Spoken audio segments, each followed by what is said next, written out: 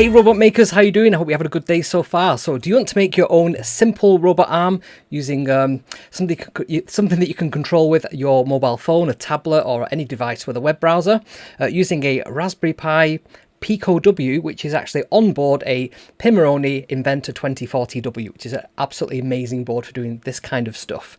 So if that's interesting to you, this is the show for you. So let's dive straight in. My name's Kevin. Come with me as we build robots, bring them to life with code, and have a whole load of fun along the way.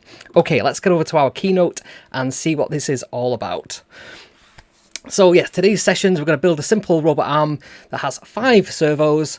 They're actually different types of servos. I've just mixed it up just because. And it's a 3D printed model, and we're going to use the Inventor 2040W to basically drive this thing. And what's cool about this is you can drive this over Wi-Fi, so you can use your mobile phone to control it, to use the sliders. It's a lot simpler than you think, and that's because we're building on a lot of code that already exists out there. I'm also going to show you the very first robot arm that I had from the 1980s. I remember being in primary school, sitting on Father Christmas's knee, which is a thing, and saying that I wanted to have this, well, was it a Z707 battle tank? So we'll have a look at what that's all about in a minute. We'll also have a look at the Grippy robot model, which is something I downloaded from Cult 3D, which is a free download, a really good build. We're going to have a look at that. We're going to look at how you can control things using servos and pulse width modulation, very briefly. And we're going to dive into some MicroPython code with Few, which is the library we're going to use, which will help us build the web pages and all the little sliders and interactions and that kind of stuff. And then obviously we'll do a bit of a demo. Right, let's get over to the cool stuff. I've got to say hey to Jay, who's also on the live stream today. Really glad to see you in the chat there. So this is the very first robot arm that I ever had. This was from Radio Shack, or if you're from the UK, this was from Tandy. And like I said, I must have been about 10 or 11 years old. I remember it being quite late on, and I was a bit embarrassed to sort of tell Father Christmas that I wanted this Z707 Battle Iron Claw. And it has one degree of freedom. So that thing at the front that's like a grabber, that can just move up or down. That's all it can do. You can move the robot like a tank, so you can move it left and right. And the claw itself will open and close. There's like a little remote control, little RF remote control that came with this. And it has some soft foam on it, on the grippers. So you could put your finger in there and it wouldn't crush your finger to death. But it did mean you could pick up things any shape effectively that the jaw would sort of open out to. It was on this movable tank platform. Those caterpillar tracks could basically travel over anything. They were really, really good for that. It did take quite a few hefty batteries. I think it was about 4 D batteries, so it took like a load of power. And it had like flashy lights on it. It may have made some noises as well. And it was all, yeah, completely radio frequency, RF controlled, as this was back in the day. We've got to subscribe to that. I'm just going to turn the notifications down for a minute, just so that we don't get too distracted by that. Okay, so that's my very first experience with a robot arm, and it was absolutely loads of fun. So the Grippy bot, this is something I downloaded from Cult 3D. You can see the link for it there, but if you search for Grippy bot, you'll find the files that you need. You can download them for free as well. And it just uses 5 servos, and these are the really simple like 90-gram servos. You can either use the SG90s or the MG90s, which have got the metal gear. I've got a bunch of different ones. I've got the metal ones here, but they work exactly the same way. Some of them are just slightly different sizes. Now, one of the servos that I've got, I don't think I've got another example of it to hand, was is it the DSD95, something like that, which is a slightly different height. It's much better. It's a digital motor rather than the analog type, and it performs better, it's stronger, it's fully metal. It just doesn't have the metal cogs like the MG ones. It's fully metal inside. So I've got one of them on the very end as the sort of pincher. And this has 4 degrees of separation, and we'll have a look at what we talk about what do we mean when we talk about degrees of freedom. You can see on the picture on there, and I have it on my desk here next to me, sort of ready to go. We can also have a look from the overhead as well. You can just see its little pinchers there. So we're going to have a play with that in a minute or two. Okay, so You can use, like I said, the SG90s or the MG90s. They are pretty much the same size. The height from the base to the top where the little spindle actuator thing is, that's pretty standard on these types of servo. So that means you can use any of them and interchangeably as well. So whatever to fit your budget, really. So the SG90s are fully plastic inside. So if you put them under too much stress, they will just crunch the gears. The metal ones have got a metal gear inside, so they're a bit more robust. And the SG90 can lift 9 grams. We'll have a look at how that's calculated in a second, what that means. And they can turn between 0 and 180 degrees. Now, there are some servos that are called continuous rotation servos, and they act like a regular motor that they can spin in all different directions, but you can basically just give it directions, as in, move another 15 degrees and it'll keep going round and round.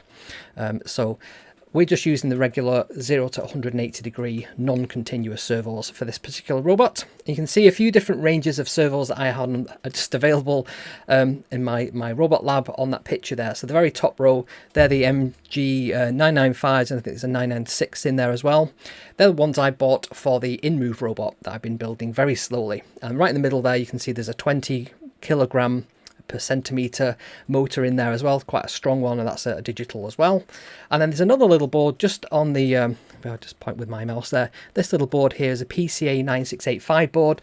These are actually an LED driver board, but they can be used to use pulse width modulation to control up to quite a number, I think it's 16 different servos, and I use these for quite a while. You can actually put external power in there as well, because obviously the 5 volts that's probably powering your Arduino or your Raspberry Pi Pico probably won't be enough to drive some of these beasts here, so you need a lot more power to drive them. So our little robot arm today, though, doesn't need anything more than the USB power from your computer to work, because it's very lightweight. So this thing, we were talking about strengths before, the lifting power. So the way that they calculate this is from the very centre of the spindle out to the very extremity of the servo horn. So you can see in this example here, we've got a 20 kilometre per centimetre servo, and that means that 1 centimetre from the centre point, it can lift 20 kilograms. If you go to 2 centimetres, it's half that. So it's almost like that inverse square law. The further along you go, the more leverage that you have to supply, the more power you have to supply, and therefore the stronger motor you need. It's like a Newtonian physics thing to do with levers. So yeah, the strength of the servo is often marked on it. So SG90 is a 9, is it 9 gram? It's not 9 kilograms. That would be quite strong, I would suspect. But yeah, they're basically 90 grams from that centre spindle at 1 centimetre out on the horn, and it's just how much it can pull from that particular point. So our robot arm that we're building today isn't very strong. It's not going to be winning any arm wrestles, but it's a really great start to building robot arms. So how do they work inside? This is inside of a servo. You can see there's a gearbox. This one, it looks like a brass gearbox on this one. And there's a gearing mechanism in there so that the DC motor can spin quite fast, and these gears will slow down and also build up the power that the servo can supply. Underneath the servo spindle, there's a little potentiometer, a little pot, and that's a variable resistor. That's going to measure between one extreme and the other extreme as the servo moves around. And then there's a little control circuit down there, very, very crude, simple circuit that will just measure that potentiometer against what it needs the servo to be pointing at. And we actually specify how to turn by just giving it a different pulse width. So we'll have a look at how we can do that in a second as well. So that control circuit receives that pulse width modulation signal and turns the motor accordingly until it hits there. Now sometimes with the cheaper motors, you'll see them twitch a little bit, and that's as it's trying to adjust and move back. Particularly if it's under strain, it'll be trying to sort of maintain that position, and sometimes they jitter a little bit like that. So that potentiometer tells the control circuit that it's reached the specified value, and then it just holds it there.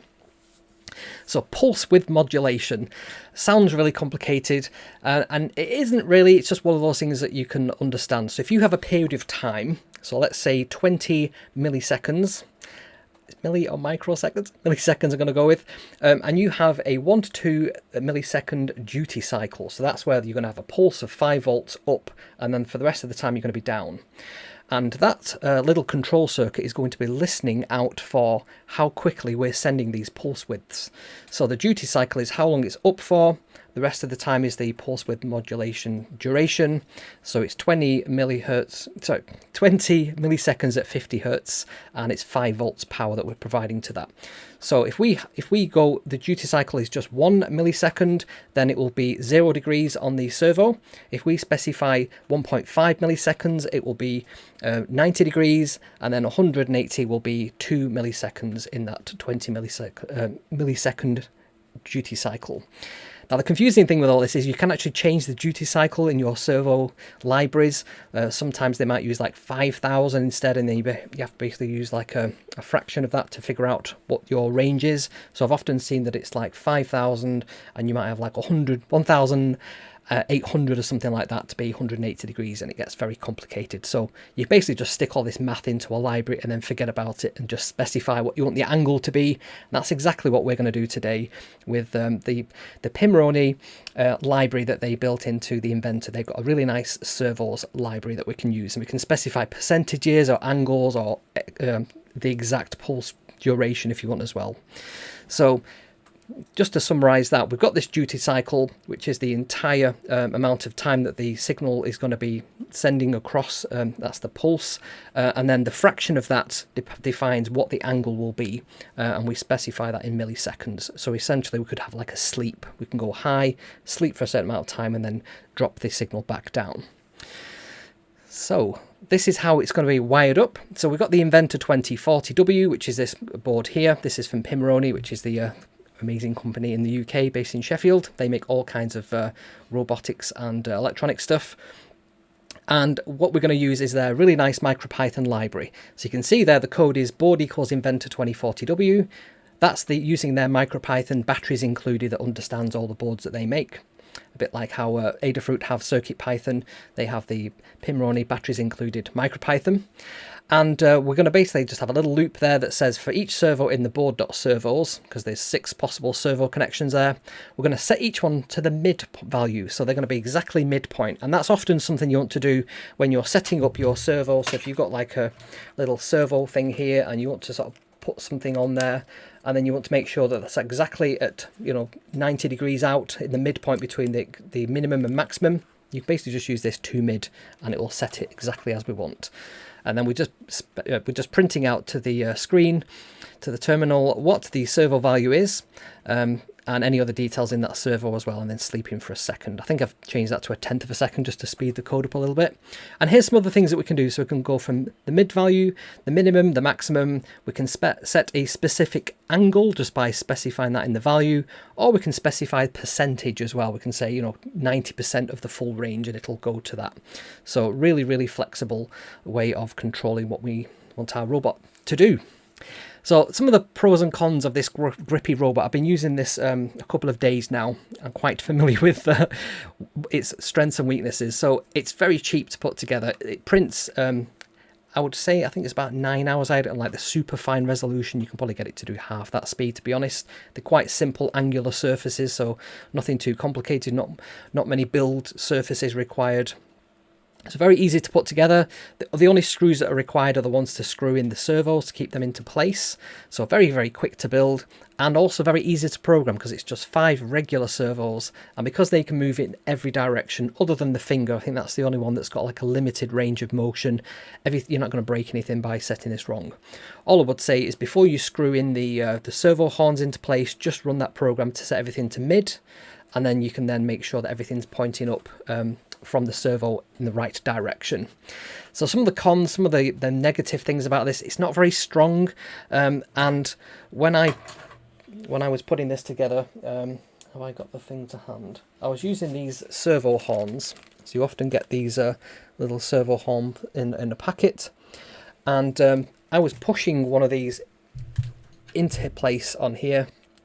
Let me just get you this and I'll show you what I'm on about. I basically snapped it. I pushed it too hard and it basically just broke because there was a weak point.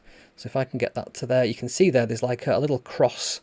And what we use on that one, if I get the camera correct, let me just use this little hand camera to show you what I'm talking about.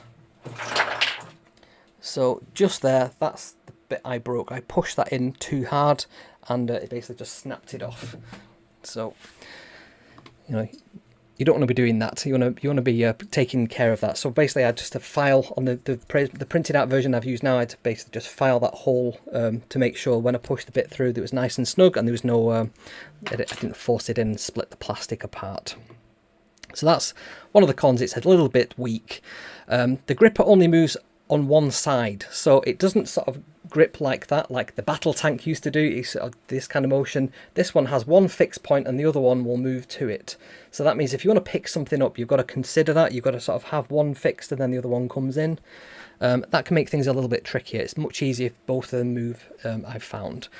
And it also needs to be attached to something. So I'm using Engineer's Friend at the moment, otherwise known as Blue Tack, to just hold this to the desk. It does have some mounting points on it, but it's quite light, so it will just topple over the weight of all the servos if you've not got it attached to anything. So it's designed to be attached. And I also printed out, just because I was fixing my 3D printers this week, a little calibration cube, and that's quite a useful thing to sort of practice picking up with the robot. I'll have a look at that in a minute as well. So wiring it all up, very, very simple to do. So I've got the Inventor 2040W here, and on the side there it has 6 servo headers. So really, really nice and easy to connect these up. And the different points on the servo, on the robot arm there, we have the base that can basically rotate around. So there's one under the base. What I've called the elbow, which is the sort of very base of, between the base and the bottom of the robot arm, there is a degree of freedom there, so it can sort of rotate. Then there's an arm section, which is in the middle, and then at the very top there is a wrist and then a finger. I call it the finger. So we need 5 different points. I could have started from servo 1, but for some reason I went from 2, 3, 4, 5, 6. That works fine. Now, the other things I was thinking about whilst I was building this is I could have just used like an Arduino and like a shield on top that has some servo headers on it. There's a really nice one from Arduino themselves, their official like servo hat, servo shield I think they call them. And yeah, 5 servos isn't a great deal of servos, so it's probably quite easy to get them with that many connectors on it. But on this one, because it's a Raspberry Pi Pico and a Pico W, that means that we can build a web page to control our robot. And that means if it's a web page and it's remote and it's Wi-Fi based, it means we can put this anywhere on the internet in effect, and then control it from like a mobile phone or something like that. So that's what we're shooting for. So if you like these videos and you want me to make more videos like this, please make sure you give this video a like, give me a comment, and obviously subscribe to the channel. That really helps grow the channel, and we are so close to getting 10,000 subscribers. It's frightening. I think it's going to be Wednesday, Thursday, Friday next week, this coming week, that we will hit the magical 10,000 subscriber milestone, which for me will be quite a major one. So I'm sure we'll do something special for that as well. And I go live every single Sunday at 7 o'clock UK local time, which is GMT +1 currently. So if you want to catch me and join in the chat, you can do that by joining me live. Okay, let's have a bit of a demo, shall we? Right, let me get over to... I'm just going to make sure I've got Thonny loaded up. And what I'm going to do is just make sure we can run everything right. So what I'll do is I'll show you the code first of all. I'm going to show you a few different bits of the code and how everything fits together, because this is quite an interesting build. So the first thing I'm going to show you is like the main test program. So let me just bring that up on screen. So if I go over here, so I'm just using Thonny because it's a nice simple editor to use with the Pico W. And I'm using a library that's called Few. Now, we looked at Few, I think, over the past 3 weeks. Few is a really, really simple Pico W based web server for the Pico W. So you can use it for logging, really easily connecting to Wi-Fi, and using templated HTML pages so that you can send and receive data using HTML very, very simply. So Few does all that in about 65 lines of code, I believe. It's very, very efficient. So I showed you how to install Few on one of the Cyberdog videos, or I think it was the Wi-Fi in the Woods one as well, if you want to check out that. But basically just download that from Pimoroni. So it's github.com/Pimoroni/Few if you want to just download that and then stick it on your Pico. So that's the first thing. We bring in all the connect to Wi-Fi, the server, the logging, and the render template, because we're going to use a web page to send values from sliders to our robot arm. We're then bringing in, so there's always a config file on Pico Ws when we're using the Few library, and that simply has two values. It has a Wi-Fi SID and a Wi-Fi password, and that's just your SID for your local area network, your Wi-Fi, and your password as well. So we keep that secret. We only keep that on the Pico. So we're bringing those in, and then Inventor is part of the Pimoroni batteries included MicroPython. So you'll not find that if you're just using regular MicroPython or CircuitPython, you'll need to use their batteries included one. Again, if you go to github.com/Pimoroni/Pimoroni-Pico, you can get the latest version of that and flash that onto your Pico. So I'm bringing in the Inventor 2040W, which is the board that we're looking at today, and then I'm bringing in all 6 servos as variables.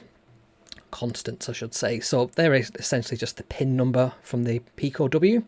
Bringing in time, sleep from time, so we can do some sleeping stuff and some math function as well, just in case we use that. I think there is some code for doing really nice servo sweeping. We can look at that as well. So we connect to our Wi-Fi. So I basically just say IP equals connect to Wi-Fi. Here's the Wi-Fi SID and the Wi-Fi password. That's part of Few. That makes it really simple to do that. We then create a board which represents our Inventor 2040W board, and then for each servo that's in this board.servos, which means all 6 servos, we basically just want to set them to their mid value so that they're sort of stood straight up and we can see if everything looks correct.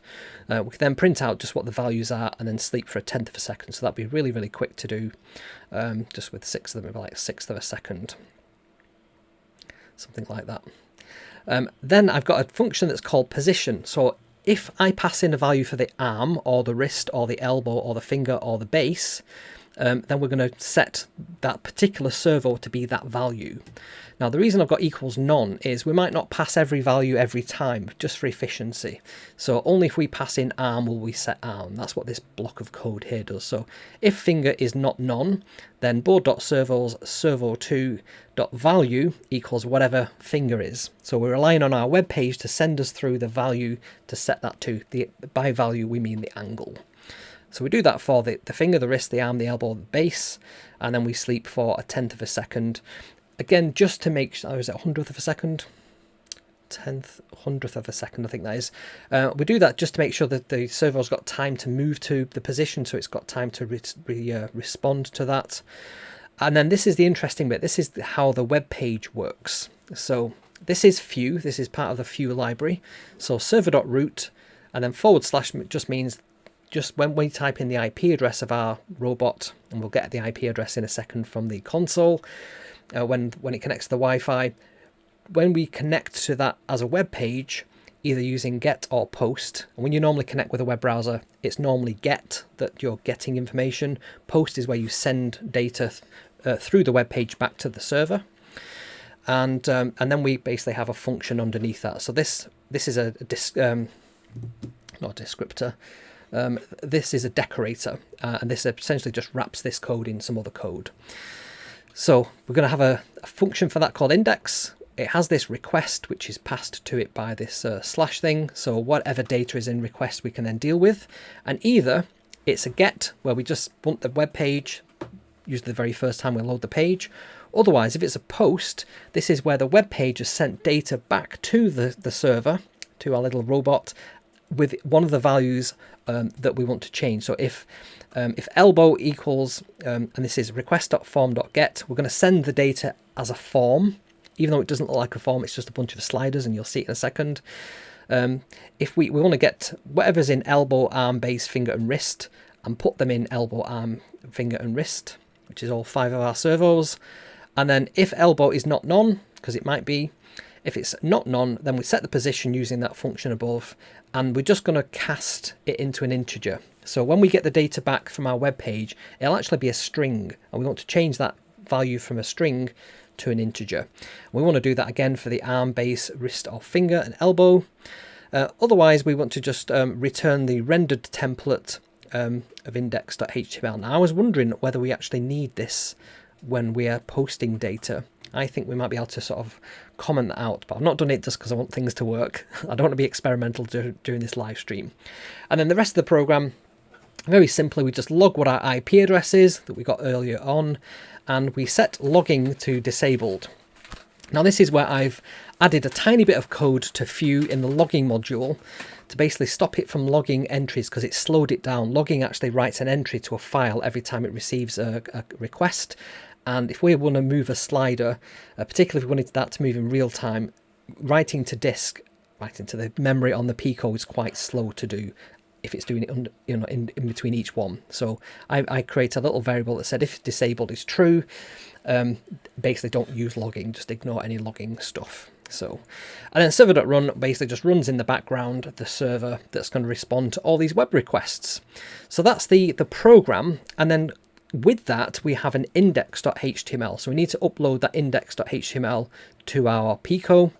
And in there, don't worry, this looks like the Matrix or something if you're not used to web pages. There's only a couple of things in here that are important. So the title is just what appears at the very top of our web page. So we can give it a nice name there. And then we've got 3 scripts. One of them is for something called jQuery. jQuery is what we're going to use to send data back from our web page to our robot using that post function.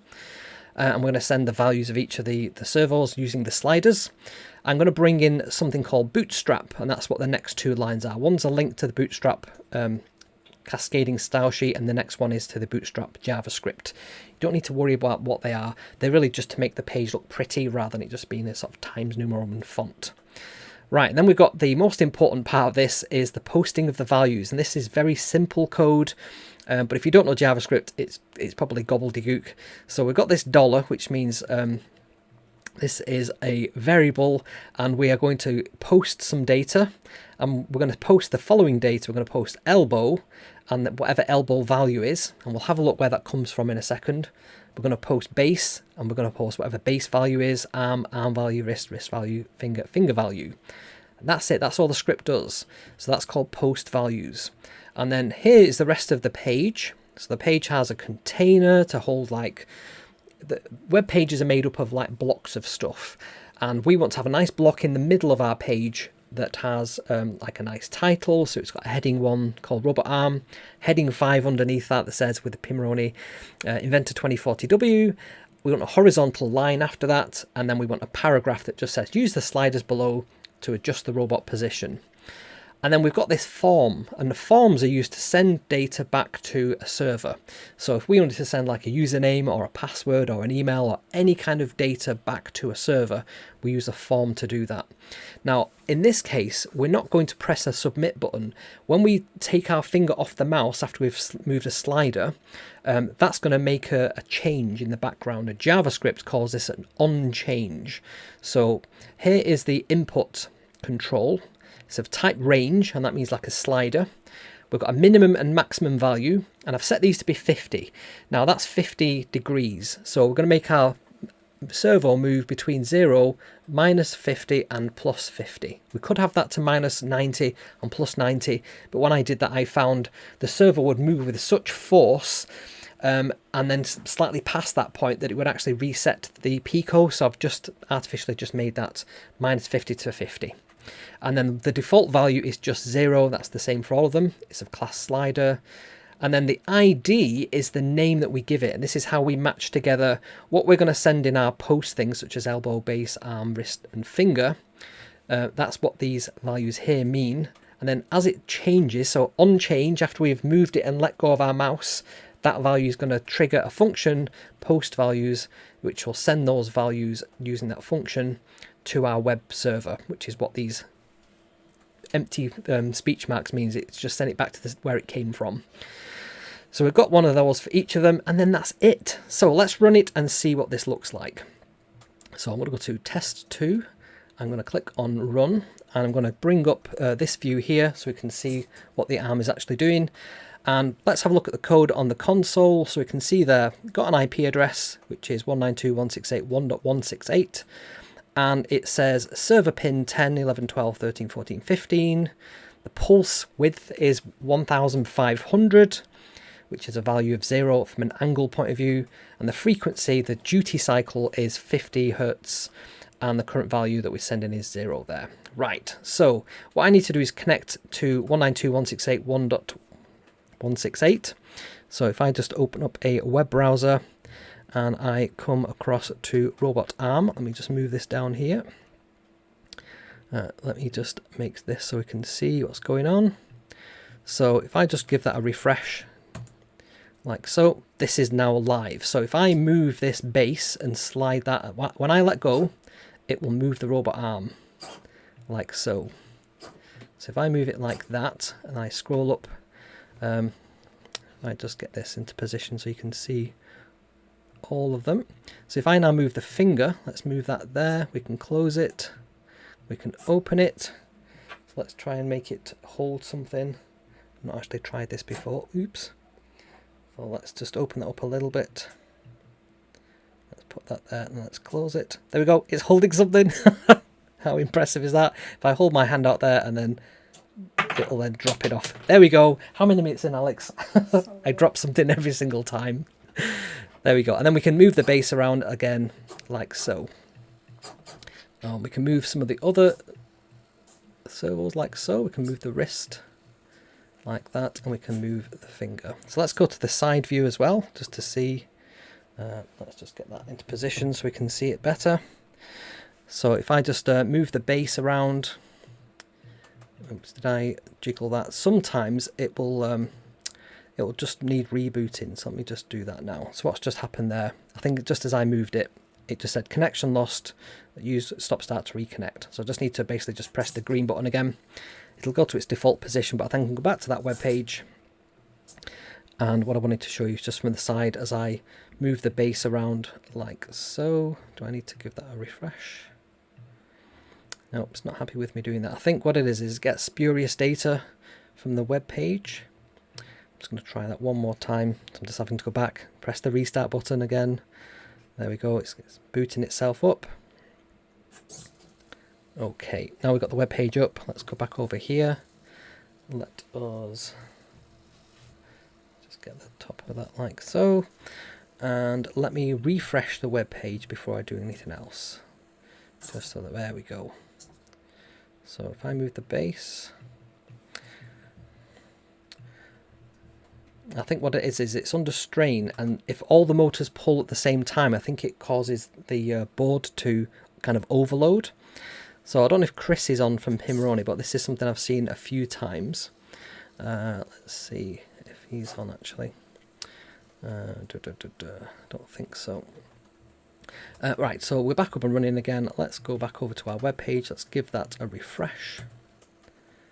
And let's just see if we can move the base. There we go. Right, so if I move the wrist down, let's move the arm down. Let's move the fingers close, open, open. There we go. So I'm just adjusting that a little bit at a time, just doing this, and then we can swing the base around like so. So because I've got this between -50 and +50, it's not going 180 degrees, it's just going, if I go back to that midpoint there, that's its midpoint currently. So they've not got a full range of motion. I've also noticed, I think I might have a dodgy servo. This elbow one doesn't seem to do anything, and I don't think it's my code, I think it is actually the servo itself misbehaving. But all the rest of them seem to work fine. If I move them right to the extremes, like so, move the finger closed or open, and that's loads of fun. So I'm thinking about what can I use this on next. I've got all kinds of ideas for this. I was thinking BurgerBot could have, BurgerBot, which is somewhere over there, could have a little arm on the back that could, a bit like a JCB, like a scooping arm for grabbing things, or potentially being controlled with a pen. That's some of the things I was thinking about. Now the other thing I wanted to show you on here as well was just like how this is constructed. So if I just go back over to the overhead for a second. So this is how these parts, this is one part that I printed out, and the 3D print came away from the bed a little bit. So you can see there, this wasn't quite round, it was kind of oval shaped and it wouldn't fit on, so I just had to reprint this piece again. But this is how the servos get mounted essentially. So there's this nice little connector. If I was designing this, I actually wouldn't have these side pieces, because they just mean that whichever orientation you print this in is going to require some 3D printed build structures, and you don't need them. You could just have like that kind of shape, like an L shape, and if you've got two mounting points, then you really don't need them at all. So if we just put this servo in here, there's a little hole so that we can push this through. Let me just get that into a little hole there.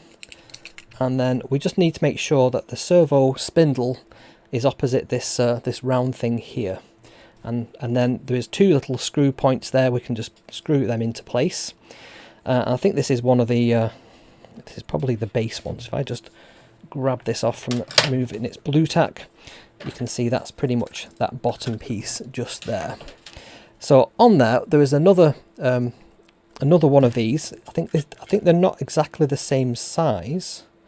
I'm sure one of them is slightly longer than the other. But they have these sort of round pieces, and that means that it's load bearing. It's taking some of the weight, and it's not all just on that servo horn there. The servo horn is the white piece, and the spindle going into the to the servo. And then you can see the wires coming out of those various holes. You can see the servos. 1, 2, 3. One in the base there to make this base rotate round, and then we've got one on the very top there, which is one of those DS. Was it a 929MG? These are really good quality servos, these ones. There you go. So DS929MG. They're a slightly different profile height-wise than your regular servo. The actual height of it is slightly different, and because of that, it doesn't quite align properly. You can see there, it's really forcing that quite tightly together there. If I back that off a little bit, like so. We can just adjust that. Yeah, its sort of bite is a little bit high, and that's just because the height of this servo is slightly different than the rest of them. But yeah, these are all MG90s that are in here. And then I've just got these attached to the Inventor 2040, just using those servo headers there. And you can see there's the Raspberry Pi Pico W, a board sort of soldered onto the main thing. We've got all other kinds of things we can use on here as well. It's got a battery connector, so we could have this completely disconnected. We could just have like a battery pack, or a gallium battery. I've got one of those to hand, but you've seen me use the gallium batteries quite a few times, such as these ones. These are these nice hard case LiPo batteries. And that means we wouldn't have to have this cable. We've also got an audio connector, so we could have like a little speaker, something like that, to indicate something. And this has also got some motor, so we can make this into a battle tank. We've also got the Quest connectors, the QWST connectors, the Quick or Stemmer QT connectors there, and there's also a breakout garden connector there too, if you wanted to add some additional sensors to this. So for example, if we wanted like, I don't know, a weather sensor, something like that, we could just plug those in quite simply like so. Gives us extra functionality there. We've also got in here a user button and a reset button, so if anything goes wrong with this, we can just hit reset, and away we go. It's got this nice big capacitor as well to smooth out any of the voltages from the battery, and also there is some current limiting on here as well, so if these servos draw too much power, they basically just kill it and protect the Pico. It's nice and flat on the back as well, which means we can very easily mount this on something. There's some mounting holes. I think there's on the website, there's like a nice diagram on how to, how to design something that this will mount to. There we go. So that's kind of what I wanted to show you there. And let's just go back to that web page. I'll show you it sort of full screen so we can see what's going on here. Just move this about a bit. So we've got these sliders, and these are called range inputs. So they have a minimum value, they have a maximum value. I go to that one there, you can see as I'm moving that it's moving itself around a little bit. And you can see it's rendered quite nicely. We've got a little label at the top there, we've got the range thing, the colours are all nice, and that's part of Bootstrap. That's just one of the things I added in there. And then the, what else do I want to say about that? And it works very quickly. As soon as you let go, it's sending that data back onto to the Pico W web server using Vue and updating our robot in real time. Now you could actually change this, so instead of on release, it does it as you move the slider, but that's actually a lot of traffic for the Pico to work with. And when I found it, it would be a bit laggy, and as you let go, it would, as you let go, it would try and buffer up all these responses, and so it'd be a little bit laggy, and then it would do lots of different things. So yeah, thanks for that, Alex. So let me just position that back there. I'm just going to disconnect it now then, so that it's making a little bit of a buzzing sound as it does that. And we can get back to our slide deck. So that's the demo for that. Let me know what you think about that. So if you want to join us on Discord, we have a Discord server where we can sort of continue the conversation at a deeper level. You can go to kevsrobots.com/discord. If you want to join that, we've got quite a lot of people joining that. I'm also thinking about doing some kind of voice thing on that, where we have a bit of a get together and talk.